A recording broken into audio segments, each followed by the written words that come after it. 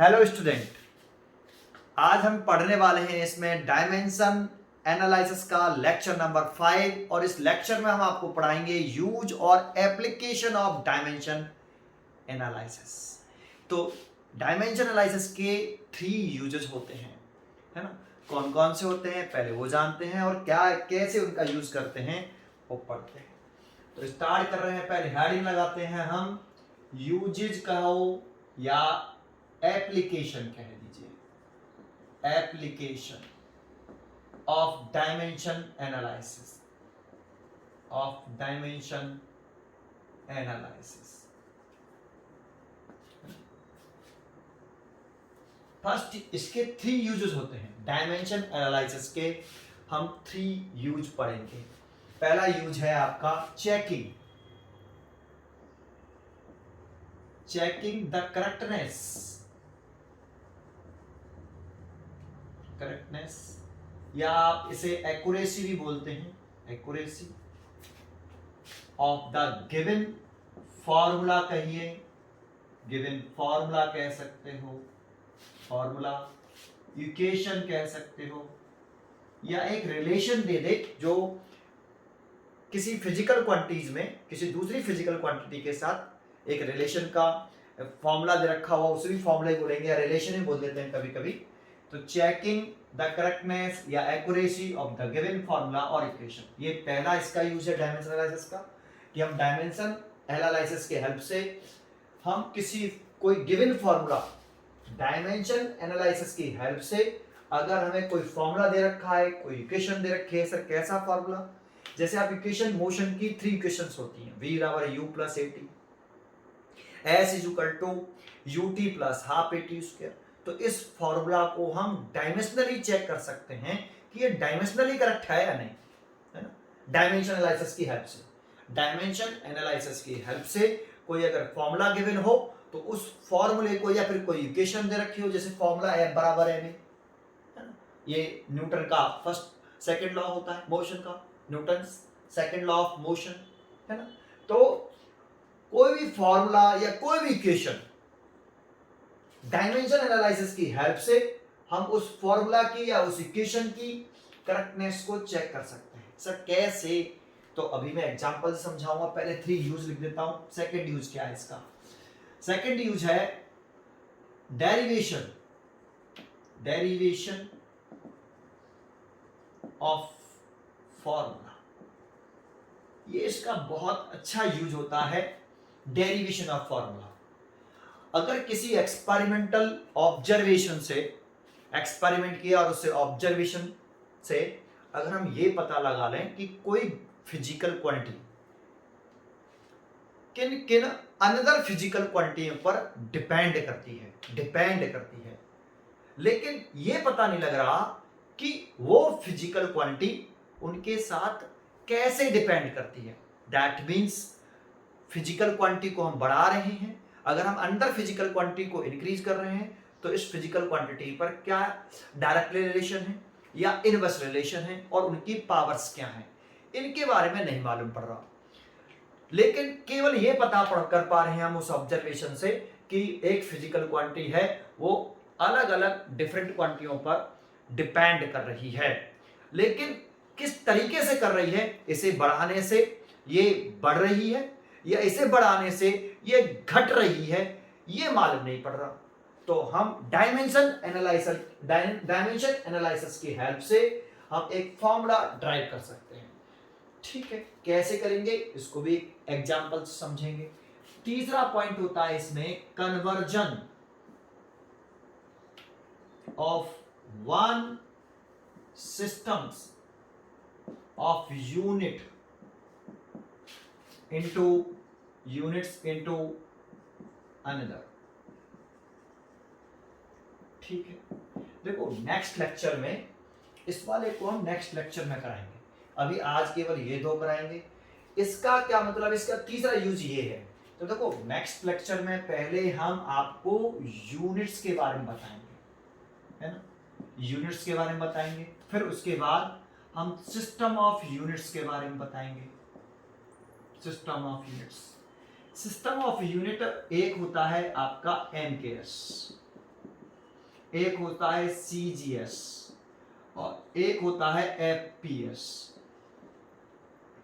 ये सिस्टम को मॉडिफाइड करके एक नया सिस्टम बनाया गया, उसका नाम था SI सिस्टम। मॉडिफिकेशन किया गया, इसमें 3 फिजिकल क्वांटिटीज हैं और इसमें 9 फिजिकल क्वांटिटीज होती हैं, 7 फंडामेंटल और 2 सप्लीमेंट्री यूनिट्स होती हैं। इसमें 3 यूनिट्स हैं, metre, kilogram, second. SI system में 7 फंडामेंटल यूनिट्स होती हैं और 2 सप्लीमेंट्री, टोटल मिला के 9 यूनिट्स होती हैं SI सिस्टम में। ये चीज हम आपको आगे पढ़ाएंगे, बस थोड़ा सा मैं आपको बता रहा हूं। M फॉर मीटर है, K for kilogram, S for second, C for centimetre, G for gram, S for second, foot, pound, second. अब इसके बारे में डिटेल में पढ़ेंगे नेक्स्ट लेक्चर में। अभी मैं आपको बताना चाहता हूं कि अगर कोई फिजिकल क्वांटिटी है, जैसे आपका फोर्स है, अब हमें उसकी वैल्यू दे रखी है 2 न्यूटन, या आप न्यूटन को लिख सकते हो किलोग्राम मीटर पर सेकंड स्क्वायर, क्योंकि आपका फोर्स का जो डायमेंशनल फॉर्मूला होता है वो mLT -K2। ये मास का है तो ये किलोग्राम होगा, ये लेंथ का डायमेंशन फॉर्मूला होता है तो ये मीटर, ये टाइम का होता है ये सेकंड, इसकी पावर -K2। तो आप चार इसे ऐसे भी लिख सकते हो ऐसे, और इसकी जगह पर ऐसे न्यूटन लिख सकते हो, न्यूटन इसके बराबर होता है। तो मान लो ये SI सिस्टम है या फिर MK सिस्टम में है, इसकी वैल्यू, ये फोर्स की वैल्यू MK सिस्टम में है। अब हम इसे डायमेंशन एनालिसिस की हेल्प से, हमसे फोर्स की ही वैल्यू पूछ रहा है, लेकिन किस सिस्टम में पूछ रहा है? CGS सिस्टम में। दैट मींस यहां ग्राम आना चाहिए, C for centimetre, G for gram, S for second. इस जगह पर ग्राम, इस जगह पर सेंटीमीटर, इस जगह पर सेकंड ही रहेगा। तो फोर्स की वैल्यू CGS सिस्टम में क्या होगी, लेकिन उसको हमें निकालने के 2 तरीके होते हैं। एक तो होता है सिंपल मेथड, सिंपल मेथड से हम क्या कर सकते हैं, एक सिस्टम से दूसरे सिस्टम में कन्वर्ट कर सकते हैं, सिंपल मेथड। और एक होता है डायमेंशन एनालिसिस की हेल्प लेके, डायमेंशन एनालिसिस की हेल्प लेके हम कन्वर्जन करें एक सिस्टम ऑफ यूनिट से अंदर सिस्टम में, है ना। तो ये हम कैसे करेंगे, तो उसे तो हम नेक्स्ट लेक्चर में पढ़ेंगे। पहले इन सब के बारे में जानेंगे डिटेल्स में, फिर बाद में ये conversion of one system of unit into under system को हम रीड करेंगे, ठीक है। तो ये इसके 3 एप्लीकेशंस होते हैं डायमेंशन एनालिसिस के। आज हम पहला एप्लीकेशन पहले स्टार्ट कर रहे हैं, ये फिर ये भी करा देंगे इसी लेक्चर में। चलिए, तो पहला एप्लीकेशन है, मैं इसे मिटा देता हूं, फर्स्ट एप्लीकेशन लिखाने देता हूं। तो फर्स्ट एप्लीकेशन की तरफ चलते हैं, थोड़ा सा चेक कर लें कि ऊपर से कटा तो नहीं है ना। ठीक है, बिल्कुल। तो देखते हैं इसको आप। तो चेकिंग करनी है हमें, किस चीज की करेक्टनेस, एक्यूरेसी चेक करनी है किसी फॉर्मूले की, लेकिन किसके बेसिस पर? डायमेंशन एनालिसिस के बेसिस पर। कि अगर आपको कोई रिलेशन दे दे, कोई फॉर्मूला दे दे, कोई इक्वेशन दे दे, तो वो डायमेंशनली करेक्ट है या नहीं, ये चेक करना है। और ये चेक कैसे करते हैं?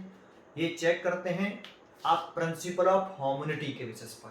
प्रिंसिपल ऑफ होमोनिटी के अकॉर्डिंग अगर कोई इक्वेशन है, कोई फॉर्मूला है, अगर उसके LHS साइड का डायमेंशनल फॉर्मूला और राइट हैंड साइड का डायमेंशनल फॉर्मूला इक्वल है, तो वो फॉर्मूला करेक्ट होता है। और लेफ्ट हैंड साइड का डायमेंशनल फॉर्मूला और राइट हैंड साइड का डायमेंशंस कह दो या फॉर्मूला कह दो, अगर अनइक्वल है, इक्वल नहीं है, तो वो फॉर्मूला डायमेंशनली रॉन्ग है, ठीक है। तो चेक करते हैं, लिख लेते हैं, इट इज बेस्ड ऑन, पहले थोड़ा सा लिख देते हैं, based on principle of homogeneity,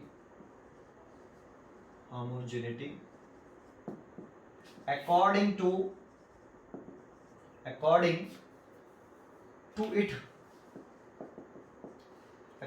it formula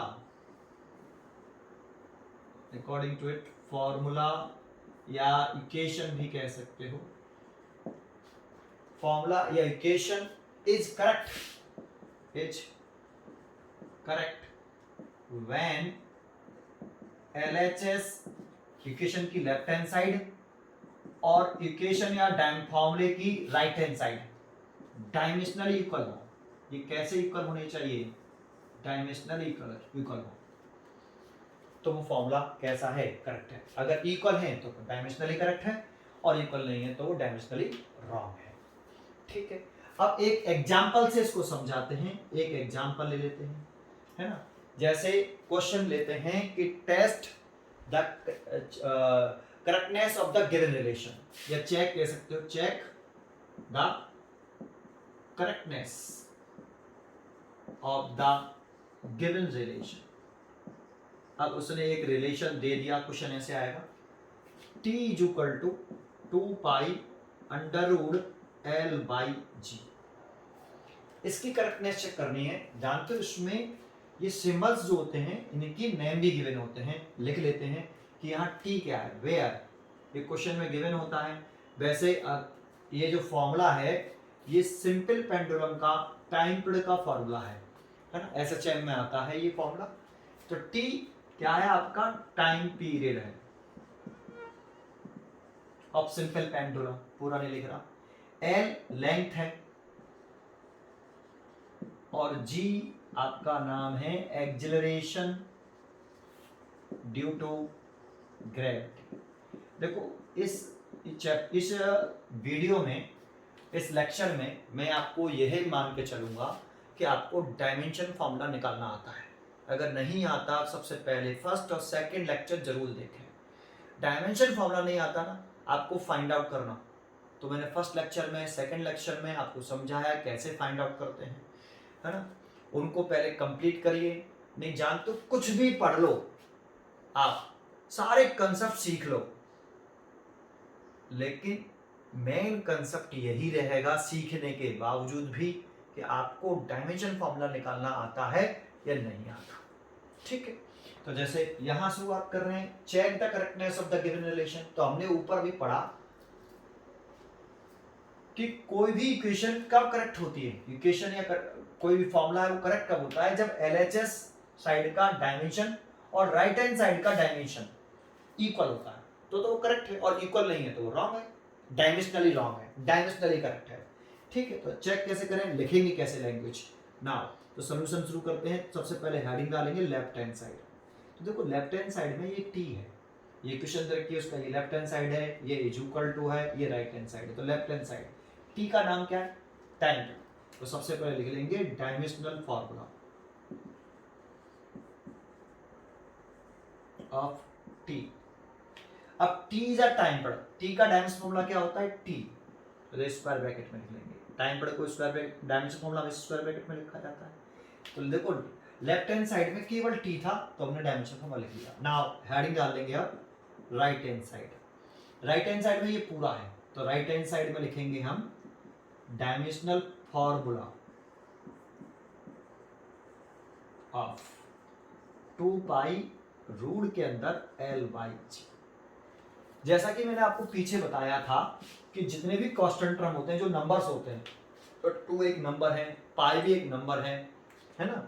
तो ये जो है डायमेंशनलेस कांस्टेंट है, डायमेंशनलेस कांस्टेंट। मैंने आपको 4 तरह की फिजिकल क्वांटिटीज बताई थी। एक होता है dimensional variables, dimensional constant, dimensionless constant और डायमेंशन कांस्टेंट। तो ये डायमेंशनलेस कांस्टेंट में आता है। ये लेक्चर नंबर 3 में मैंने आपको पढ़ाया है। अगर वहां से आप चेक करोगे तो आपको मालूम पड़ेगा कि 2 पाई आपका डायमेंशनलेस कांस्टेंट है, डायमेंशनलेस कांस्टेंट, मतलब इनकी कोई डायमेंशन फॉर्मूला नहीं होता, m0 l0 t0।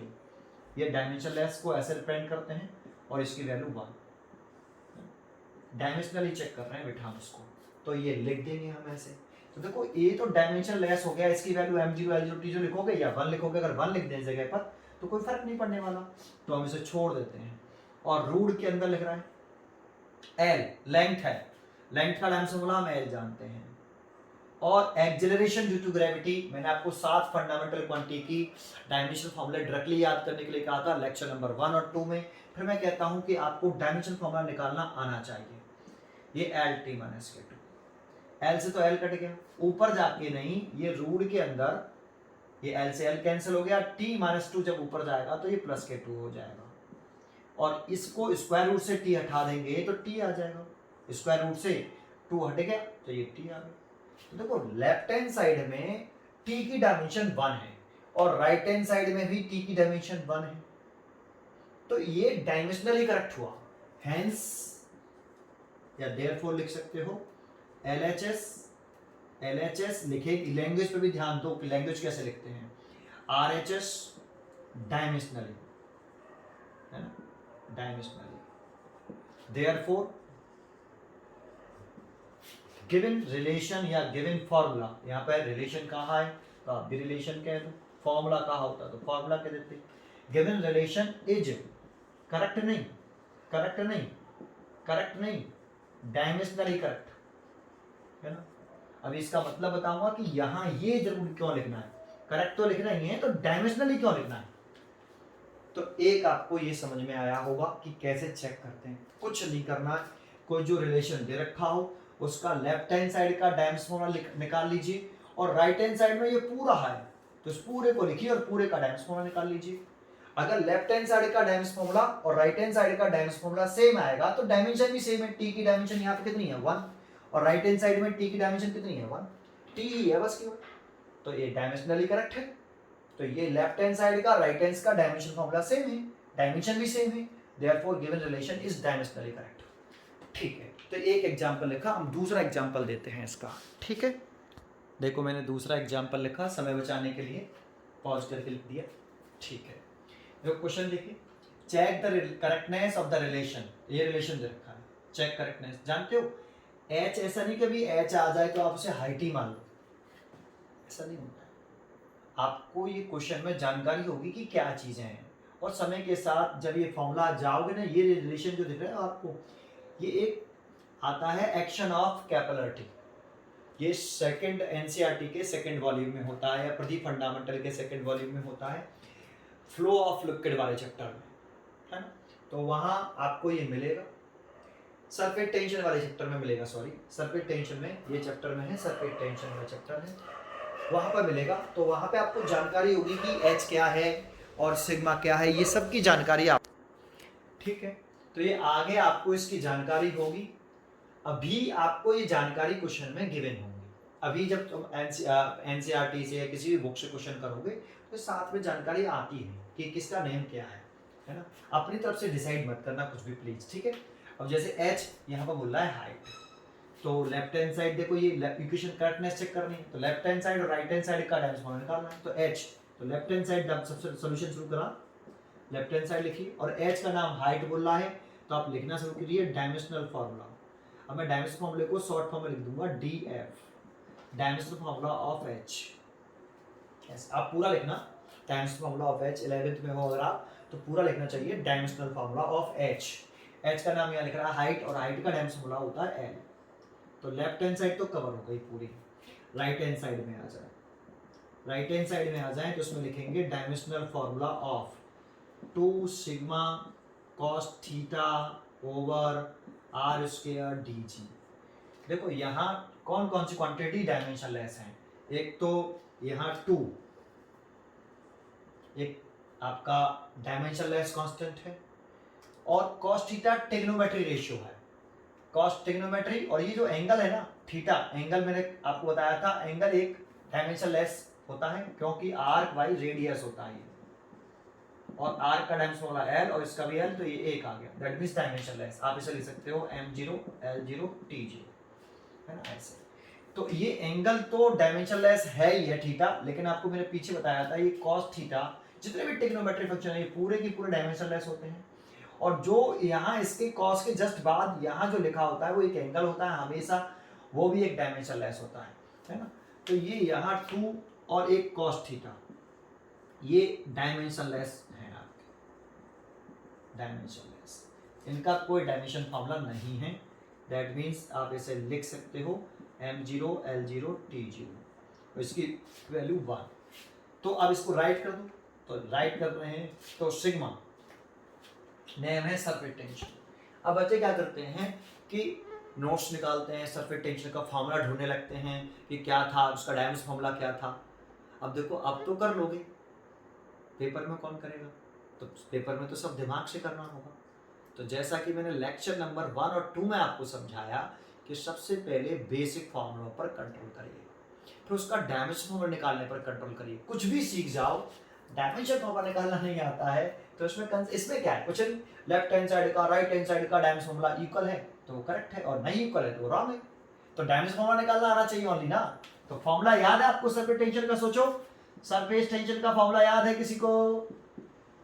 याद है तो बोलो और सोचो। तो क्या है? फोर्स बाय लेंथ, ये होता है सरफेस टेंशन का फॉर्मूला, होता है फोर्स बाय लेंथ। अब फोर्स का डायमेंशन फॉर्मूला निकालना ये रफ में जाके करते हैं हम, रफ में जाके कर लीजिए आप। फोर्स MLT माइनस के 2 और लेंथ L से एक L कट गया तो आया MT माइनस के 2। ये हमने रफ में कर लिया। ये बार बार जितनी बार आप रफ में करोगे ना उतनी आपकी प्रैक्टिस होगी। केवल वीडियो मत देखना लेटे रहते हैं, कॉपी पेन निकाल के बैठिए, कुछ भी कहूँ तो पहले आप उसे पॉज करके अपने आप करिए। मतलब ऐसे पढ़ो जैसे अच्छी तरीके से, है ना। ऐसा नहीं कि बस वीडियो देखते रहो और कुछ नहीं। वीडियो देखने से कुछ नहीं होगा। वीडियो देखने से बेटा आप वीडियो देखते रहोगे, अपना याद करने की हैबिट खो दोगे, है ना। याद भी करिए, कॉपी पेन निकाल के उसे करने की कोशिश करिए, तब चीज़ें समझ में आती हैं। ठीक है, चलो मैं लिखता हूँ। तो देखो 2 का तो डायमेंशन लेस हो गया, इसे तो छोड़ देंगे। सिग्मा सरफेस टेंशन बोल रहा है, डायमेंशन उन्होंने निकाल लिया। एक टेंशन होता है वो फोर्स के बराबर, अगर टेंशन इन द स्ट्रिंग कहता है ना, टेंशन इन द स्ट्रिंग, तो ये फोर्स होता है, ये फोर्स के बराबर होता है। ये सरफेस टेंशन है। सरफेस टेंशन कभी कहता है तो फोर्स बाय लेंथ। ठीक है, चलिए आगे आते हैं। तो सिग्मा का डायमेंशन फॉर्मूला लिखते हैं, कितना है भाई? MT माइनस के 2। ये नोमरेटर में हो गया बेटा, है ना। सिग्मा ही कॉस थीटा तो डायमेंशन लेस है, 2 भी डायमेंशन लेस है। R रेडियस, रेडियस का स्क्वायर L स्क्वायर, रेडियस का L होता है। वैसे रेडियस एक लेंथ है, उसकी यूनिट मीटर है, तो मीटर की जिस किसी भी क्वांटिटी की यूनिट मीटर होती है उसका डायमेंशन फॉर्मूला L, तो उसका स्क्वायर होगा इसीलिए L स्क्वायर। D डेंसिटी है, डेंसिटी का हमें फॉर्मूला डायरेक्टली याद होता है, ml माइनस के 3। और एक्सेलरेशन का मैंने कहा 7 फिजिकल क्वांटिटी के डायमेंशन फॉर्मूला याद करिए, है ना।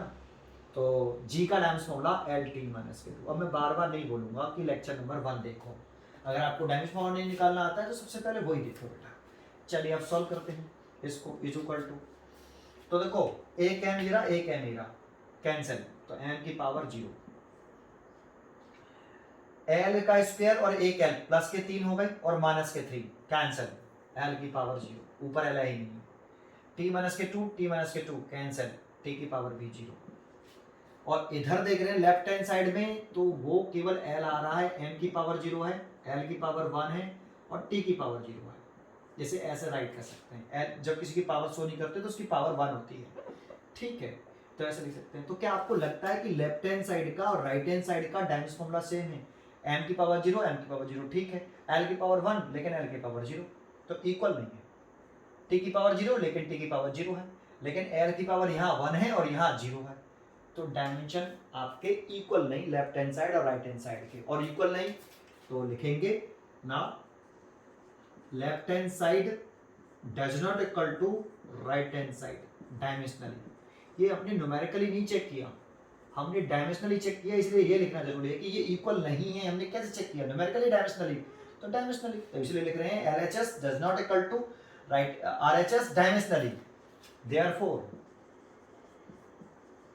गिवन रिलेशन या गिवन फॉर्मूला जो भी लिख रहा हो क्वेश्चन में वही लिख दो, इज रॉन्ग नहीं, डायमेंशनली रॉन्ग। और जानते हो जब वो डायमेंशनली रॉन्ग है, डायमेंशनली रॉन्ग, तो वो रॉन्ग ही होगा, ठीक है नहीं, सब तरीके से रॉन्ग होगा। डायमेंशनली रॉन्ग है तो वो 100% रॉन्ग ही होगा, ठीक है नहीं। तो ये आपका फॉर्मूला डायमेंशनली रॉन्ग है, ठीक है। तो मैंने आपको देखो डायमेंशनली करेक्ट होना जरूरी नहीं कि हर बार आप करेक्ट ही लिखोगे, ठीक है।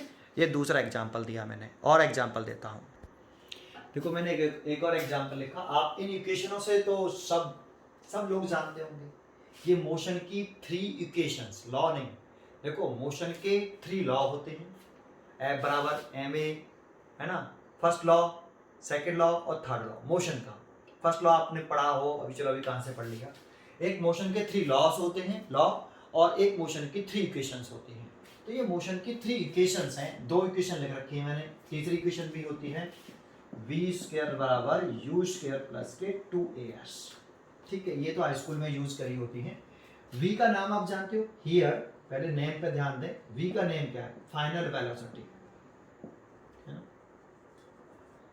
और u का नेम क्या है? Initial velocity. और यहाँ जो a होता है ये एक्सेलरेशन, रिटार्डेशन भी हो सकता है, अगर माइनस लग रहा है तो रिटार्डेशन। तो एक्सेलरेशन और रिटार्डेशन, डी एक्सेलरेशन। अगर वेलोसिटी इंक्रीज हो दैट मींस फाइनल वेलोसिटी ज्यादा हो इनिशियल वेलोसिटी से, तो उसे बोलते हैं जब वेलोसिटी में इंक्रीमेंट होता है तो हम बोलते हैं कि बॉडी में एक्सेलरेशन डेवलप हो गया। अगर किसी बॉडी की वेलोसिटी घटती है दैट मींस फाइनल वेलोसिटी कम हो और इनिशियल वेलोसिटी ज्यादा हो। तो इनिशियल ज्यादा है, फाइनल कम हो गई, तो वेलोसिटी डिक्रीज हो रही है, तब हम बोलते हैं कि बॉडी में डी एक्सेलरेशन डेवलप हो रहा है। उस वाले कंडीशन में ए की वैल्यू नेगेटिव लेते हैं। क्यों लेते हैं वो आगे वाले लेक्चरों में सीखेंगे। अभी फिलहाल एक्सेलरेशन है और टी टाइम इसमें भी देख लेते हैं। एस डिस्प्लेसमेंट होता है ना, एस डिस्प्लेसमेंट, u तो इनिशियल वेलोसिटी है, टी टाइम है, a एक्सेलरेशन है, टी टाइम है, v final velocity, initial velocity, acceleration, displacement. ठीक है, अब इन तीनों इक्वेशनों को हमें चेक करना है कि ये करेक्ट है या नहीं। तो ये तो हम जानते हैं ये करेक्ट है ना, ये हम जानते हैं, इक्वेशन हमने पढ़ी है ऐसे कैसे। लेकिन डायमेंशनली करेक्टनेस चेक करने के डायमेंशनली करेक्ट है कि नहीं। ठीक है, तो पहला हम सॉल्यूशन शुरू करते हैं पहले इक्वेशन का v बराबर u प्लस at का। तो हम सबसे पहले क्या लिखते हैं, लेफ्ट हैंड साइड और डायमेंशनल फॉर्मूला ऑफ v का नाम है वेलोसिटी, चाहे वो फाइनल हो चाहे इनिशियल हो, है तो वेलोसिटी। और वेलोसिटी का डायमेंशन फॉर्मूला होता है lt माइनस 1। ऐसे देखो, लेफ्ट हैंड साइड में तो केवल v ही है और राइट हैंड साइड में u प्लस at। तो लेफ्ट हैंड साइड तो पूरा कंप्लीट हो गया, लिख दिया हमने। अब राइट हैंड साइड आ जाए, dimensional formula of u plus at है ना। अब u का नाम इनिशियल वेलोसिटी, तो इनिशियल वेलोसिटी है तो u को तो हम लिख सकते हैं lt minus 1 plus a acceleration, और एक्सेलरेशन का डायमेंशन फॉर्मूला क्या होता है, lt माइनस के 2, और t टाइम, तो टाइम का होता है t। अब इसे सॉल्व करते हैं, तो ये तो lt माइनस 1 ही लिख लें ऐसे कैसे, प्लस इन दोनों का अगर मल्टीप्लाई करें तो देखो t की पावर माइनस के 2 है, l तो l ही हो गया। अब t की पावर माइनस के 2, t की पावर प्लस के 1, ऐसे जो पावर सॉल्व नहीं करते तो 1, बेस सेम होते हैं तो पावर ऐड हो जाती है, माइनस के 2 एंड प्लस 1, तो कितना आएगा, t की पावर माइनस 1। तो इसीलिए ये t की पावर माइनस 1। अब lt minus 1 plus lt minus 1 is equal to कितना, ये मैंने टॉपिक समझाया है प्रिंसिपल ऑफ हार्मोनिटी में। अगर आपको आता है तो ठीक, नहीं आता तो थोड़ी सी कोशिश करता हूँ, और पूरा अच्छी तरीके से समझना है कि lt minus 1 plus lt minus 1 कितना होता है, 2lt माइनस 1। क्या आप यही सोच रहे हो कि lt minus 1 plus lt minus 1 is equal to 2lt minus 1? अगर आप ये सोच रहे हो तो आप रॉन्ग सोच रहे हो, है ना। ये lt minus 1 plus lt minus 1 is equal to lt minus 1। कैसे सर?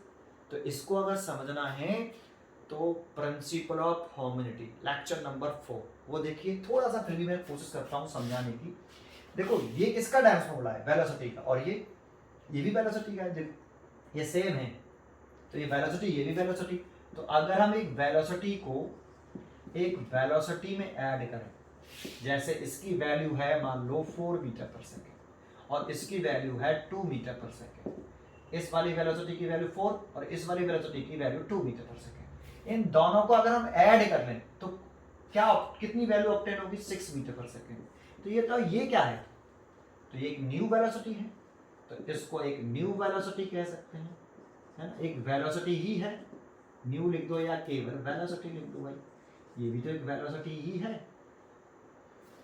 अब इस वाली वेलोसिटी का जो मैग्नीट्यूड है वो 4 मीटर पर सेकेंड है, लेकिन इस वेलोसिटी का अगर हम डायमेंशन फॉर्मूला लिखें तो वो lt माइनस 1 ही होगा।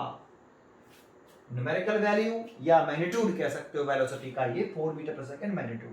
किसी वेलोसिटी के मैग्नीट्यूड बहुत सारे हो सकते हैं, बट कोई सी भी वेलोसिटी है उसका डायमेंशन फॉर्मूला एक ही होता है lt माइनस 1। चाहे उसका मैग्नीट्यूड 4 मीटर पर सेकंड है तब भी dimension formula L T minus one, चाहे उसका मैग्नीट्यूड 2 मीटर पर सेकंड है, देखो बीच में प्लस लगाया तो प्लस लगाया, इसका वैल्यू 2 मीटर पर सेकंड जरूर है but dimension formula L T minus one ही होगा, इसीलिए इसका dimension formula L T minus one.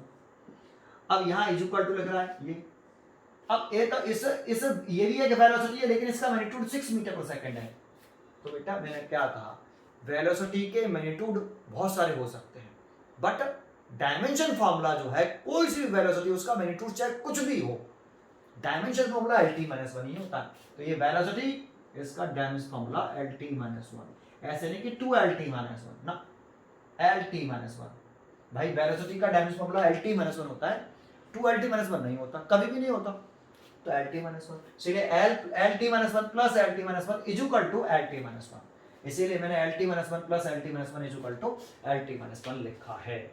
तो देखो अब जरा चेक करो, लेफ्ट हैंड साइड में एल की पावर वन और टी की power minus one, right hand side में जाओ एल की पावर वन और टी की पावर माइनस वन, तो लेफ्ट हैंड साइड का डायमेंशन फॉर्मूला और राइट हैंड साइड का डायमेंशन फॉर्मूला देखो, ये भी एल टी माइनस वन आ रहा है, ये भी एल टी माइनस वन आ रहा है, इक्वल आ रहा है कि नहीं, तो इक्वेशन करेक्ट है रॉन्ग है, तो हम कहेंगे ये डायमेंशनली करेक्ट है। हमने डायमेंशनली चेक किया है तो हम लिख देंगे यहाँ that is left hand side is equal to, language पे ध्यान दो ये लिखना जरूरी है, 11th में अगर आप हो तो ऐसे ही लिख के आइए डायमेंशनली, एंड देयरफॉर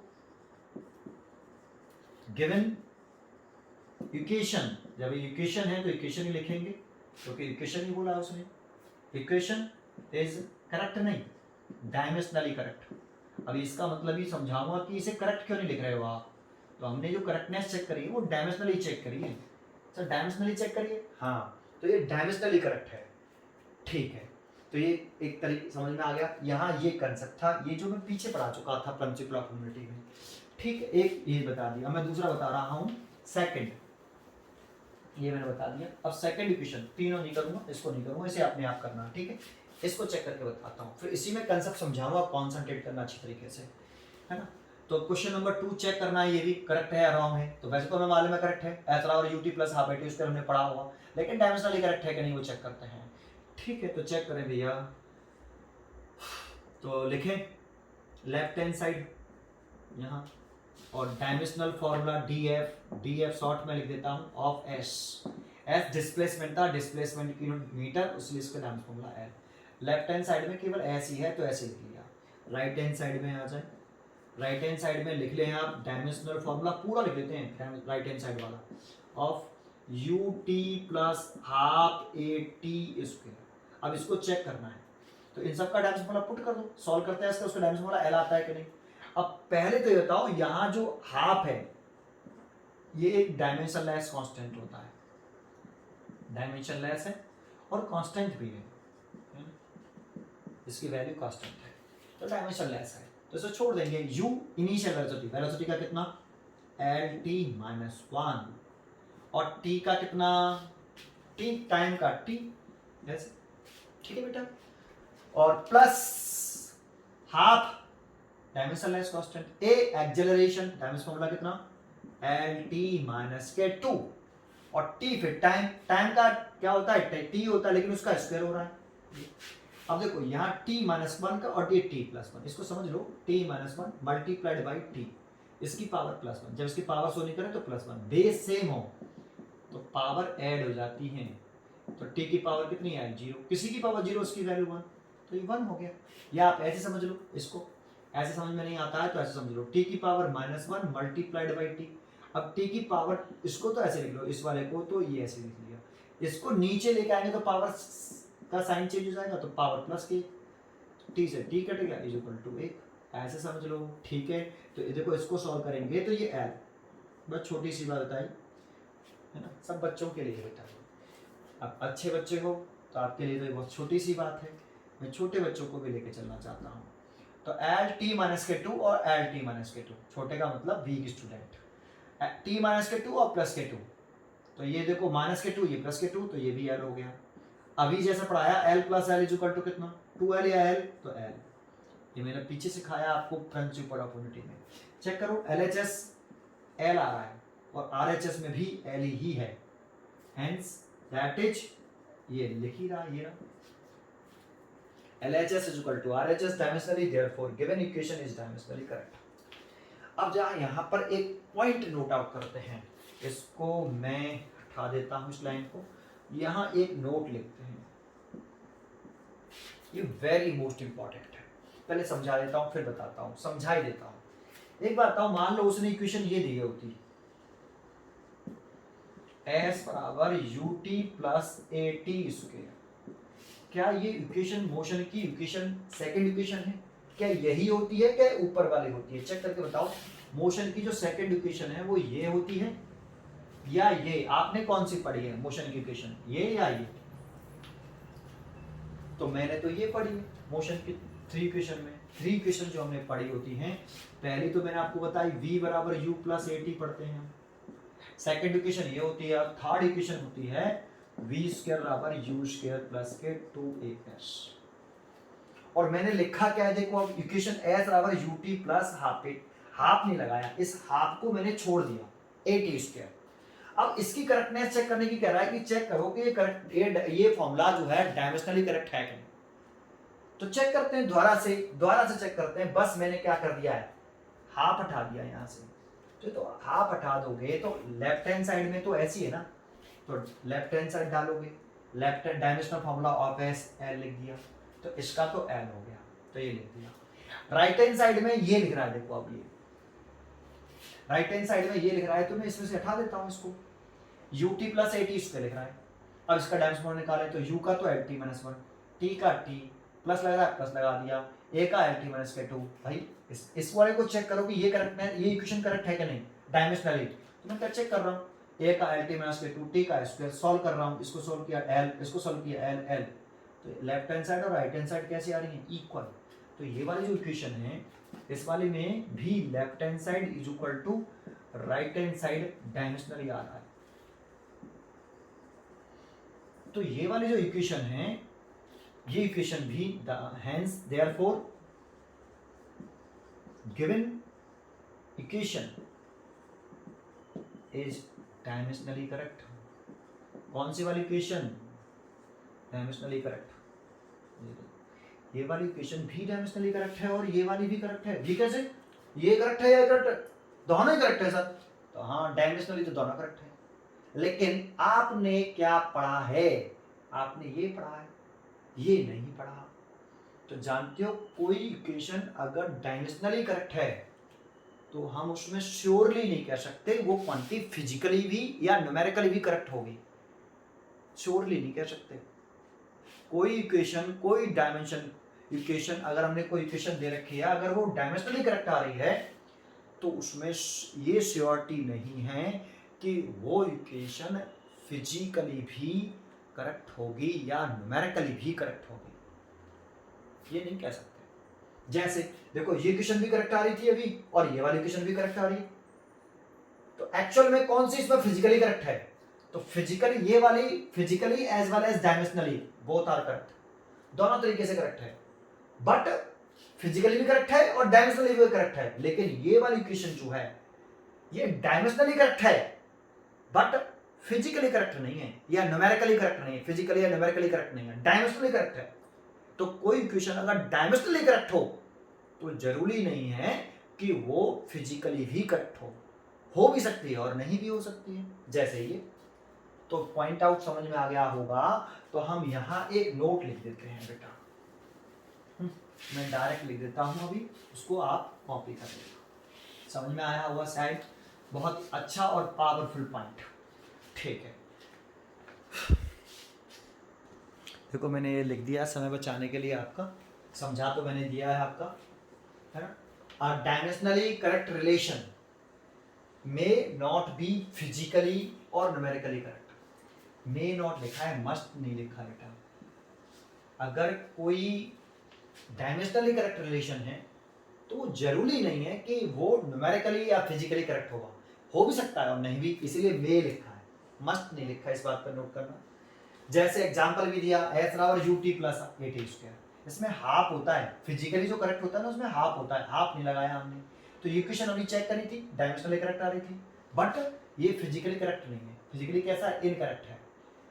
तो आप समझ लिए, अगर कोई डायमेंशनली करेक्ट रिलेशन है तो ऐसा जरूरी नहीं है कि वो रिलेशन फिजिकली भी करेक्ट हो, श्योर नहीं है, हो भी सकता है और नहीं भी, बट अगर कोई इक्वेशन फिजिकली करेक्ट है तो 100% वो इक्वेशन डायमेंशनली करेक्ट जरूर होगी।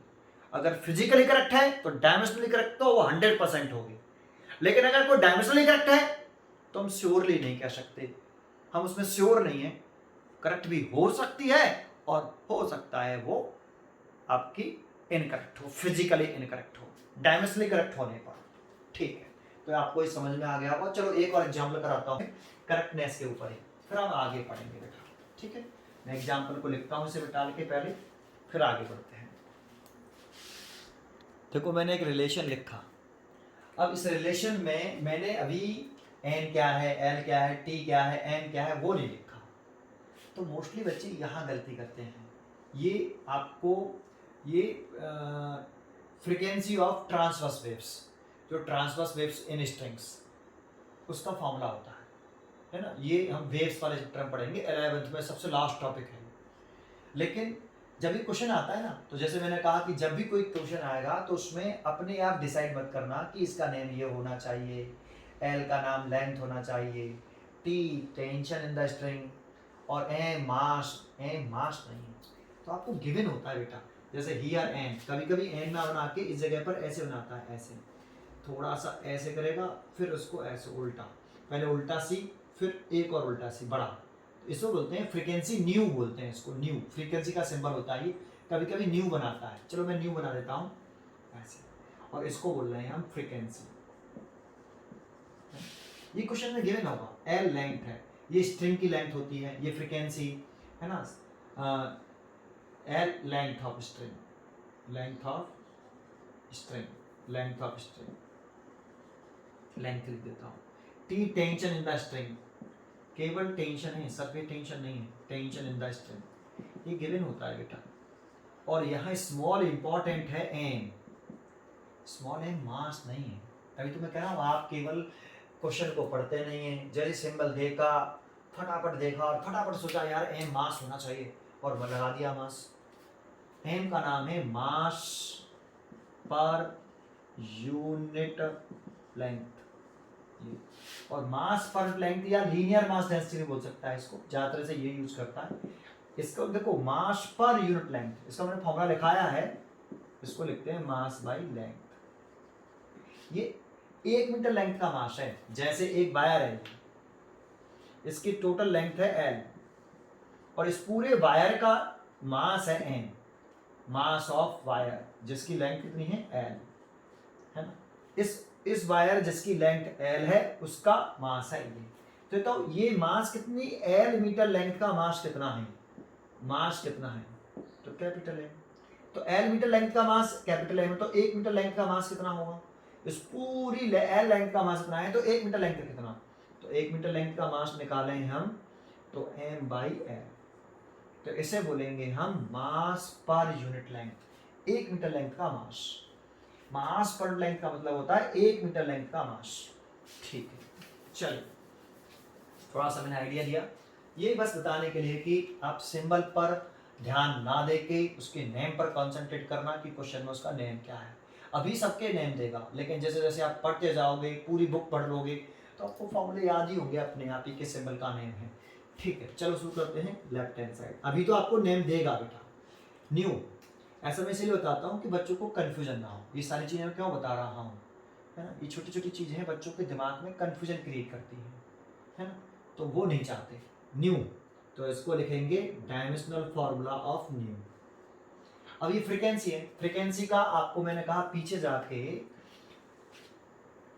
कॉपी पलटी, नोट्स पलटे, वो नहीं करना, याद होना चाहिए बेटा। जब भी आप क्वेश्चन करो पहले कंट्रोल करो टाइम्स होने पर, बेसिक फॉर्मूला निकालना आना चाहिए, बेसिक फॉर्मूला याद होना चाहिए, 1 टाइम पीरियड, है ना, ये फॉर्मूला था।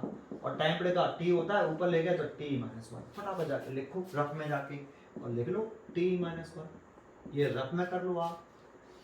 अब राइट हैंड साइड में आ जाए, राइट हैंड साइड में पूरा टर्म लिखते हैं पूरा, तो हम लिख लें dimensional formula of 1/2l root t/n।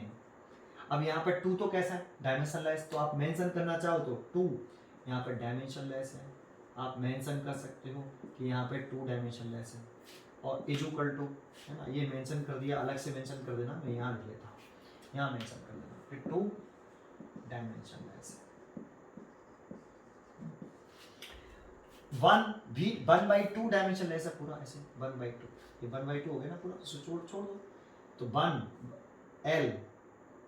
L की जगह पे क्या लिख सकते हैं, कैपिटल L, और 1/2 की जगह लिख सकते हैं M0 L0 T, तो उसकी वैल्यू 1, तो 1 ही आ गई दोबारा से। T टेंशन, अब टेंशन इन द स्ट्रिंग जो होती है इसकी यूनिट न्यूटन होती है, तो एक तरह का फोर्स के बराबर होता है। अलग अलग क्वांटिटी है, दोनों का मीनिंग अलग होता है, बट दोनों का डायमेंशनल फॉर्मूला सेम होता है ना, डायमेंशनल इक्वल है ये, टेंशन और फोर्स इक्वल नहीं होते, न्यूमेरिकली इक्वल नहीं होते, अलग मीनिंग ही अलग है, बट ये इसका डायमेंशन फॉर्मूला इसका डायमेंशन फॉर्मूला इक्वल है, तो ये डायमेंशनल इक्वल है ना, तो डायमेंशनल इक्वल है, फिजिकली इक्वल नहीं है, ये फिजिकली इक्वल नहीं है, डायमेंशनली इक्वल है। Tension in the string and force physically equal नहीं होते, न्यूमेरिकली इक्वल नहीं होते, है ना, बट डायमेंशनली इक्वल होते हैं क्योंकि दोनों का डायमेंशन फॉर्मूला सेम होता है। तो टेंशन इन द स्ट्रिंग है ये, तो इसका डायमेंशन फॉर्मूला फोर्स के डायमेंशन फॉर्मूले के बराबर mLT - K2, और m जो मास नहीं है उसका नाम है मास पर लेंथ, उसका फॉर्मूला होता है मास बाय लेंथ, तो मास का डायमेंशन फॉर्मूला m और लेंथ का l, और ऊपर ले जाओगे तो कितना आने वाला है, तो आने वाला है ml - 1 ऐसे, तो इसीलिए देखिए यहाँ आप ml - 1 अब सॉल्व कर लीजिए।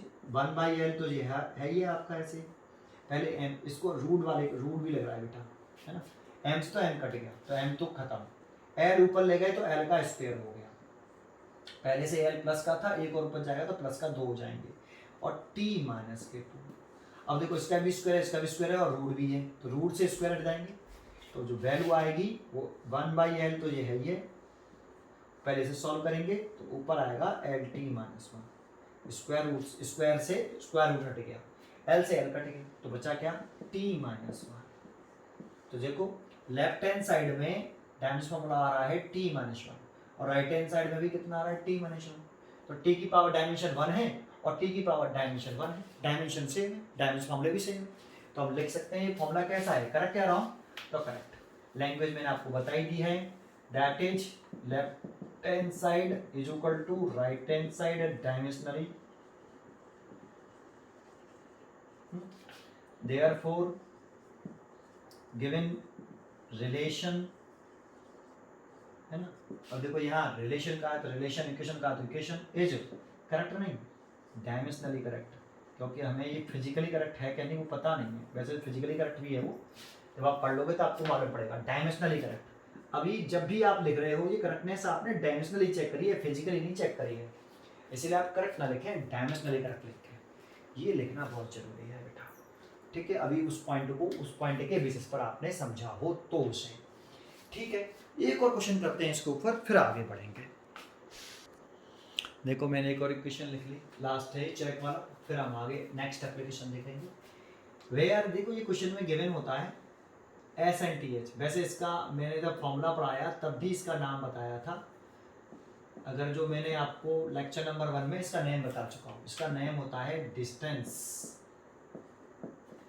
ट्रेवल इन nth सेकंड, और इसका फॉर्मूला याद है आपको, distance travel in nth second का, डिस्टेंस, ये बेसिक फॉर्मूला, सबसे पहले इसी पर कंट्रोल करिए, टाइम।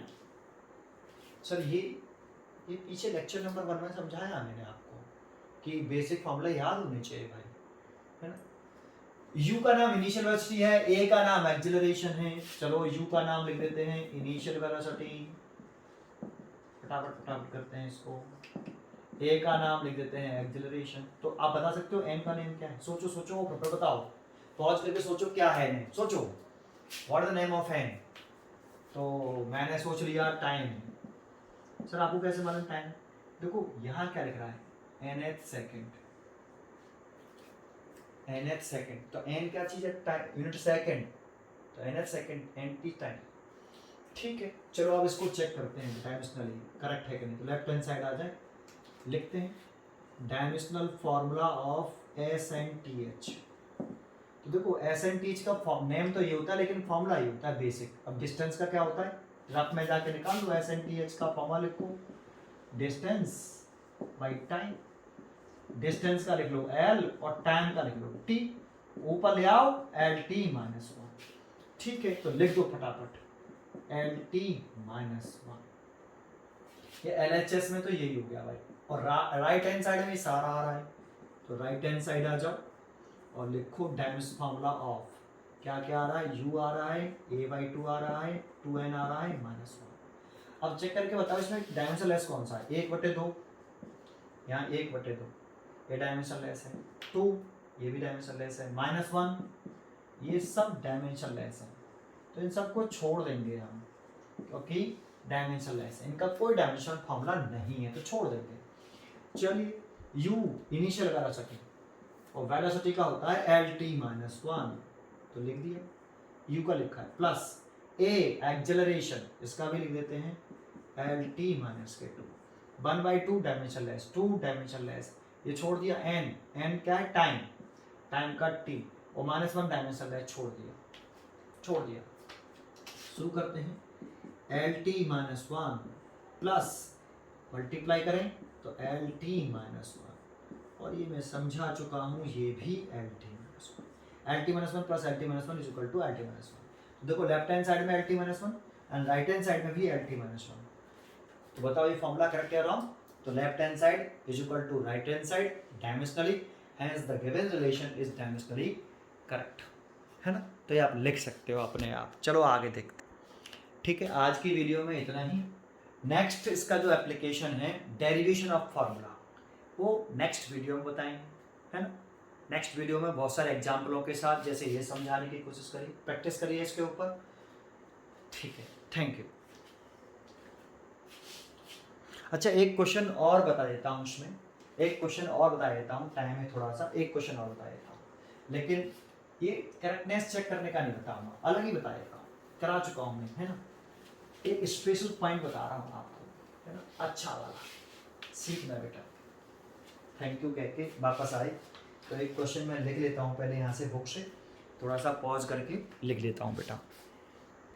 देखो ये बेटा ये क्वेश्चन चेकिंग का नहीं है ना, एक सिंपल क्वेश्चन है, यहाँ तक पढ़ लिया है तो ये हम कर सकते हैं, है ना, अच्छा क्वेश्चन है। यानी तो इसका कंसेप्ट क्या है, इसकी जो लैंग्वेज लिखी हुई है उसी में इसका कंसेप्ट है और कुछ नहीं है इसमें। आपको क्वेश्चन में कितना क्वेश्चन पढ़ना आता है, क्वेश्चन की लैंग्वेज को आप कितना समझते हो, यही इसका कंसेप्ट है। बस आप एक बार क्वेश्चन पढ़िए और पॉज करके इस क्वेश्चन को सॉल्व करिए, मैं करता हूँ, ठीक है। सॉल्यूशन देखो, the number of particle given an का नाम बता रहा है, नंबर ऑफ पार्टिकल, एन का नेम लिख रहा हूँ मैं, आपको नेम लिख रहा हूँ कि गिवन क्या है आपको, एन का नेम बता रहा है वो नंबर ऑफ पार्टिकल, लेकिन क्या इसका नाम नंबर ऑफ पार्टिकल ही है, एन नंबर ऑफ पार्टिकल, फिर आगे भी बोल रहा है are crossing a unit area, तो पर यूनिट, है ना, ऐसे लिख रहा है पर यूनिट एरिया, है ना, unit area perpendicular to x axis in unit time, unit मतलब पर यूनिट टाइम,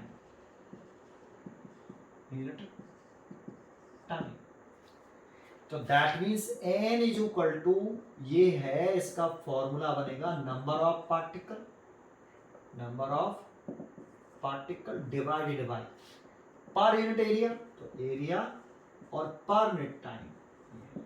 जैसे हम क्या लिखते हैं, ये लिखते हैं, मैंने अभी लिखा था मास पर यूनिट लेंथ, तो ऐसे कैसे रीड करते हैं, यहाँ पे मास है तो मास लिख दिया, पर यूनिट लेंथ है, यूनिट लेंथ, तो यूनिट लेंथ मतलब डिवाइड, 1 मीटर लेंथ का मास, तो ऐसे ही 1 सेकंड में 1 मीटर स्क्वायर एरिया का कितने पार्टिकल क्रॉस कर रहे हैं, एक कोई एरिया क्रॉस सेक्शन है ये, ऐसे ये एरिया क्रॉस सेक्शन, अब इसका एरिया क्रॉस सेक्शन कितना है, 1 मीटर स्क्वायर, इसमें से पार्टिकल पास हो रहे हैं इस क्रॉस सेक्शन एरिया में से, पार्टिकल निकल रहे, ये नंबर ऑफ पार्टिकल, ये एक पार्टिकल, ये दो पार्टिकल, एक सेकंड में 1 metre square area of cross section से कितने नंबर ऑफ पार्टिकल पास हो रहे हैं? एन, क्रॉस कर रहे हैं, cross. The number of particle given are crossing a unit area perpendicular, देखो परपेंडिकुलर ही कर रहे हैं, to x axis in unit time, एक सेकंड में। यूनिट मतलब एक सेकंड में, यूनिट एरिया मतलब 1 मीटर स्क्वायर एरिया में। तो उसे लिखने का तरीका ये है, यही मैंने कहा इसका पढ़ने में कंसेप्ट है बेटा, है कुछ नहीं। एक बार समझोगे कि इसका मतलब क्या है तो जानते हो, इससे इसका डायमेंशन फॉर्मूला निकल आएगा, नंबर ऑफ पार्टिकल। तो देखो कोई भी नंबर होता है 1 2 3 4 5 6 7 8, ये डायमेंशन लेस होता है, डायमेंशन लेस कांस्टेंट।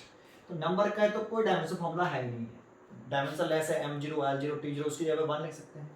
एरिया का l उसके, चाहो तो आप डायमेंशन लेस है नंबर ऑफ पार्टिकल, तो उसकी जगह पे m0 l0 t0, और उसकी वैल्यू 1, तो फिर 1 लिख देंगे दोबारा से, तो 1 एरिया का l स्क्वायर और टाइम का t। तो इसीलिए n का डायमेंशन फॉर्मूला आया l की पावर -2 और t की पावर -1। ये n का डायमेंशन फॉर्मूला निकाल लिया हमने। ठीक है, आगे पढ़ते हैं। n2 n1 का नेम क्या बता रहा है हियर, एंड n1 और n2 का नेम क्या बोल रहा है जरा देखो, n1 and n2 are the number of particle per unit volume. ये नंबर ऑफ पार्टिकल ये भी है, नंबर ऑफ पार्टिकल, लेकिन पर यूनिट वॉल्यूम में है। 1 मीटर क्यूब वॉल्यूम में कितने इलेक्ट्रॉन, कितने पार्टिकल पास हो रहे हैं, है ना, number of particle per unit volume. तो इसका फॉर्मूला क्या लिखेंगे हम, number of particle per unit volume है तो नीचे आ जाएगा वॉल्यूम। अब इसका तो कोई डायमेंशन फॉर्मूला है नहीं, और वॉल्यूम का l क्यूब, सो इसको ऊपर ले आए तो l की पावर -3। तो देखो n1 n2 का नेम भी लिख लिया और डायमेंशन फॉर्मूला भी निकाल लिया। अब बात कर रहे हैं x2 x1 की। तो देखो यहाँ for value of x mean x1 and x2, और x क्या है, x एक्सिस में ये पार्टिकल कवर की गई डिस्टेंस है, तो x1 x2 भी डिस्टेंस होगी, है ना। तो वेयर x1 x2 जो है वो एक डिस्टेंस को रिप्रेजेंट कर रहे हैं, और डिस्टेंस का डायमेंशन फॉर्मूला तो हम जानते हैं l। ठीक है, तो देखो मैं सबके डायमेंशन फॉर्मूला लिख लिए नेम समेत। अब क्या पूछ रहा है, what is the dimensional formula of diffusion constant capital D। तो देखो ये रिलेशन दे रखा है, इसका डायमेंशन फॉर्मूला हमें पता है, और इन सबका डायमेंशन फॉर्मूला पता है, इसका पूछ रहा है तो एक ही तो अननोन है, बस सबके डायमेंशन फॉर्मूला पुट कर दो, कैपिटल D का डायमेंशन फॉर्मूला निकाल लो। तो देखो मैं यहाँ पुट कर देता हूँ बेटा, जगह नहीं है, यहाँ पुट कर देता हूँ, है ना। तो n का डायमेंशन फॉर्मूला ये रहा, तो मैंने पुट किया यहाँ l-2 और t-1। ये देखो मैंने इस जगह पर n का डायमेंशन फॉर्मूला पुट किया बेटा। तो पहले तो इक्वेशन लिख लेनी चाहिए हमें कि n = -d x2 सॉरी क्या है n2 - n1 divide by x2 - x1। फिर right the dimension formula of both side, right the dimension formula of both side, फिर डायमेंशन फॉर्मूला राइट कर देना चाहिए। n का लिख दिया, डायमेंशन फॉर्मूले में माइनस साइन को इग्नोर कर देते हैं, इस वाले माइनस साइन को, d का निकालना है। n2 का डायमेंशन फॉर्मूला l-3 और n1 का भी l-3, तो दोनों का डायमेंशन फॉर्मूला लिख दें, इसका l-3 ब्रैकेट में, इसको उठा देते हैं, ऐसा कर देते हैं, -l-3 स्क्वायर ब्रैकेट लगाना जरूरी है डायमेंशन फॉर्मूले में। n x2 डिस्टेंस है तो इसका भी l माइनस इसका भी l, बड़ा सिंपल है। अब सॉल्व कर लो, आगे बढ़ाता हूँ। तो l की पावर -2 एंड t-1 = ये d, इसमें से इसे घटाएंगे तो सेम ही आता है ना, l - l बताओ कितना, 0, तो 0 नहीं होता, पढ़ाया पीछे l। अगर ये समझना है कि l - l = l कैसे, बहुत से बच्चे l - l = 0 सोचते हैं, ये रॉन्ग है। l - l = l, इसको समझाया मैंने लेक्चर नंबर 4 में, प्रिंसिपल ऑफ होमोजेनिटी, वहां पर जाके चेक करिए। तो ऐसे ये l-3 बचेगा, l-3 में से l-3 बचेंगे तो l-3, ऐसे l में से l घटाएंगे तो l ही आएगा। अब इसको नीचे ले आओ तो l की पावर +4 हो जाएगी, तो यहां से मैं लिख लेता हूं, ये तो हो गया l की पावर -2 और t की पावर -1 = ये तो d, और इसको जब नीचे लाओ तो +3 हो जाएगा, और पहले से l है प्लस का, तो l की पावर 4। क्रॉस मल्टीप्लाई, इसका मल्टीप्लाई करो तो ये प्लस के 4 है, ये माइनस के 2 है, तो कैपिटल डी का निकले आया एल का स्क्वायर प्लस का और टी माइनस। ये देखो ये कैपिटल डी का डायमेंशन फॉर्मूला निकाल लिया, डिफ्यूजन कांस्टेंट का डायमेंशन निकाल लिया। इसमें कंसेप्ट क्या था, आपको लैंग्वेज, इस पर थोड़ा सा कंसंट्रेट करिए। एक और क्वेश्चन कराता हूँ ऐसे इजी, फिर छोड़ता हूँ, ठीक है। देखो मैं क्वेश्चन लिखा, इस ये चेकिंग वाला क्वेश्चन नहीं है, सिंपल क्वेश्चन है, 2 लिख लिए हैं मैंने। इफ स्लैब, स्लैब मतलब थप्पड़, टाइम्स स्पीड इक्वल्स पावर। देखो इसमें कंसेप्ट है, जो क्वेश्चन में कह रहा है वो करना है आपको। सॉल्यूशन स्लैब टाइम्स स्पीड, जैसे 2 times of speed equal to power, तो हम लिखते हैं 2 टाइम्स का मतलब होता है multiplied, speed is equal to power, तो ऐसे लिखते हैं 2 टाइम्स ऑफ स्पीड। अगर उसको लिखता हूँ if 2 times speed equal to power, तो 2 times of speed is equal to power. लेकिन उसने बोला क्या है, स्लैब टाइम्स, तो यहाँ पे स्लैब का multiplied by speed is equal to, तो इक्वल्स बोल रहा है पावर की। What is the dimensional formula of slab, slab का डायमेंशनल फार्मूला पूछ रहा है, तो देखो कितना इजी है, स्लैब निकाल लो, पावर बाई स्पीड। ये बताने का मतलब बस इतना है, जो क्वेश्चन कह रहा है वो करिए। अब पावर का रफ में जाइए, वर्क बाई टाइम, ये रफ में लिख लीजिए कि ये रफ है, ठीक है भाई। वर्क का डायमेंशन फॉर्मूला लिखिए और टाइम का टी, ऊपर ले आइए, पावर का लिख दीजिए M L square T minus के 3, स्पीड का एल टी माइनस 1। सॉल्व कर लीजिए, तो एल से एक एल जाएगा तो एम एल, और टी से एक टी चला जाएगा तो माइनस के 2। तो स्लैब का डायमेंशन फॉर्मूला देख रहे हो आप, क्या आ रहा है ये, और ये किसका होता है, फोर्स का। तो स्लैब किसके, स्लैब यहाँ किसको रिप्रेजेंट कर रहा है, फोर्स को रिप्रेजेंट कर रहा है, slab is represent the force, ठीक है। चलो एक क्वेश्चन और लिख रहा है, ये 3rd वीडियो में बताना चाहिए था मेरे को, जब मैंने आपको dimension analysis, dimensional formula, equation of dimension बताया था। चलो यहाँ एक क्वेश्चन ऐसे आता है, पूछ रहा है व्हाट इज द डायमेंशन, पूछ रहा है डायमेंशन फार्मूला नहीं, dimension of time in power, किसमें पूछ रहा है, पावर में। तो देखो अभी हमने पावर का डायमेंशन फार्मूला लिखा, ये रहा, तो डायमेंशनल फार्मूला लिखो आप, डायमेंशनल फार्मूला ऑफ पावर, वो कितना होता है, M L square T minus के 3। अब उसने देखो किसकी डायमेंशन पूछी है, पावर की नहीं पूछी, टाइम की पूछी है, लेकिन पावर में पूछी है। तो पावर में पूछ रही है तो पावर का डायमेंशन लिखो, टाइम का डायमेंशन पूछ रहा है, डायमेंशन किसे कहते हैं, पावर को। ये एम की डायमेंशन 1, लेंथ की डायमेंशन 2, टाइम की डायमेंशन माइनस के 3।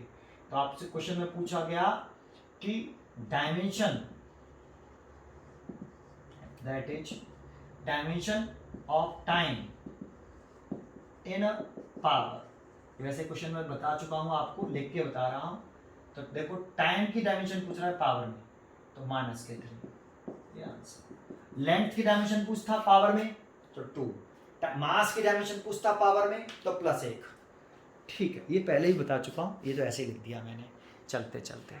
चलिए ठीक है, आज के लिए इतना ही। कल के लेक्चर में, मतलब आगे के लेक्चर नंबर 6 में, मैं आपको डायमेंशन एनालिसिस का second use, derivation of formula समझाऊंगा। ठीक है, थैंक यू।